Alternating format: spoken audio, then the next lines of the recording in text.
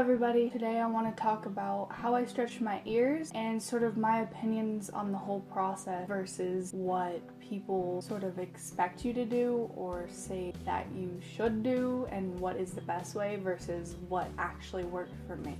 My ears right now are currently at a 7/16, and I'm probably going to have to upsize them again, even though I only intended to stay at a 00, just because these are starting to fall out all by themselves and I don't want to lose jewelry, so I might as well get some new ones. I first started stretching my ears when I was a freshman in high school. I had always seen stretched ears and known that was something I wanted, but it wasn't until freshman year that I discovered how to do it through my friends. I didn't know what the process was beforehand, so I took some of my lunch money and I bought my first set of plugs and tapers. I think they were a 12 gauge because these were the first pair that I got at the 12 gauge, I think. They're just blue and white, and I remember sitting in the mall with my friends after getting them, and they were trying on shoes in Payless, and I was sitting there in the mirror trying to shove them in my ears, and it hurt a lot, but I just figured it's supposed to hurt when you stretch. I hadn't researched anything online at that point about what it was supposed to be like, so I just figured the pain that I was feeling was normal. So after 2 weeks had passed, I decided it was time to go up a size, so I went to the mall with a different friend and got a pair of 10mm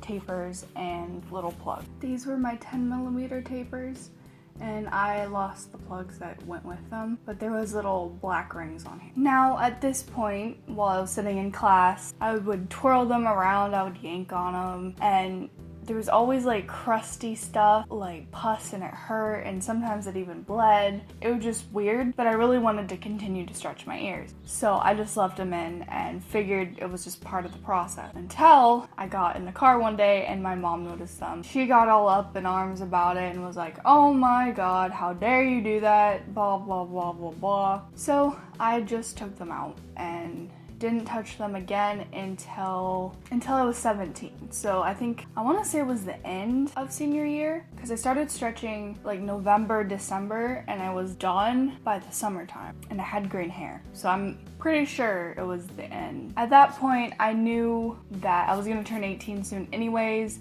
and I'll just go through it and I'll wear my hair down and cover my ears and make sure they don't see it. So I used the tapers that I had when I was in freshman because I saved them because I knew I was gonna want to do it. But then I ordered a set of metal tapers and some different variety of plugs from Body Candy, and I have a lot. I ended up buying every size up to a 00 because that was my goal size. At this point, I was using stainless steel tapers to stretch because everywhere that I read it said it was the best for your ears to do. So I got the tapers in stainless steel, but the plugs I had were not in stainless steel. So when I started stretching this time, I was having the same issues with the taper. Every time I would stretch up or something, my ears just felt really irritated. So I looked it up online, and I guess a lot of people have issues with the little black rings that are around the tapers and the plugs that you usually use to stretch up. And if you don't know what I'm talking about, it's the little black rings on this right here. I guess this type of silicone that they use is a common allergen. So that's what I sort of deducted was my issue.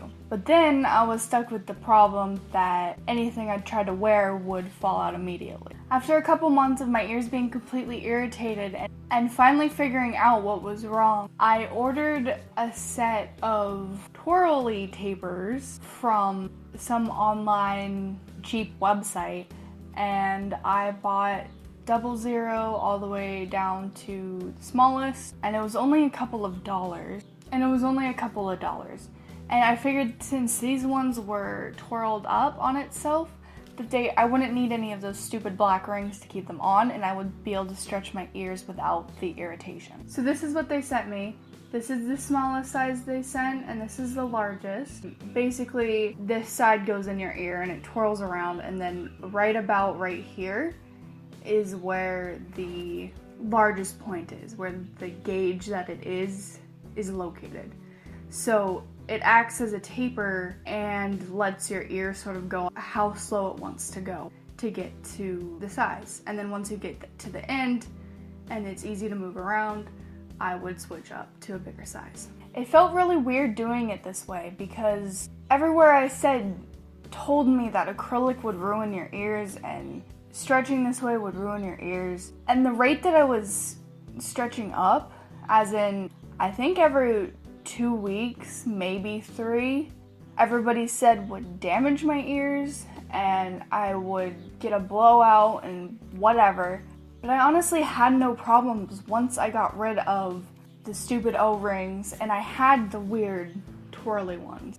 Another thing everybody would always say is that if you use a taper or something like that, you would get an uneven stretch. And by taper, I assume they also included those cool looking twirly ones. However, my ears have turned out very well evenly stretched, and my lobes are very thick and beautiful. Every time I would stretch, I would put this stuff on my ears, and I had another little, more like a paste type stuff in a jar, but I can't find it.